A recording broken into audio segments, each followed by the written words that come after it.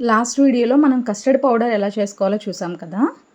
ఈ వీడియోలో custard పౌడర్తో ice cream ఎలా చేసుకోవాలో చూసేద్దామా. ఫస్ట్ అయితే పాన్ పెట్టుకొని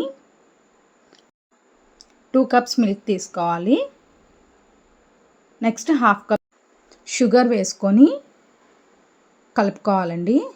తర్వాత 2 స్పూన్స్ కస్టర్డ్ పౌడర్,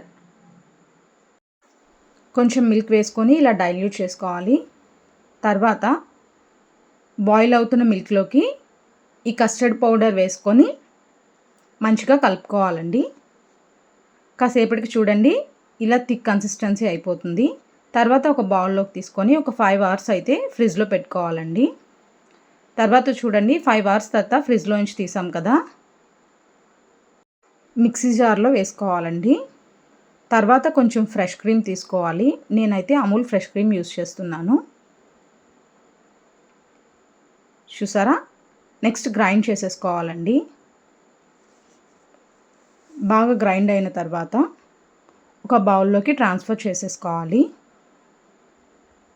ఒక 12 అవర్స్ అయితే ఫ్రిడ్జ్లో స్టోర్ చేసుకోవాలండి. మీకు నచ్చిన డ్రై ఫ్రూట్స్తో టాపింగ్స్ చేసుకోవచ్చు. 12 అవర్స్ ఫ్రిడ్జ్లో స్టోర్ చేసి తీసుకున్న తర్వాత చూడండి కస్టర్డ్ ఐస్ క్రీమ్ రెడీ.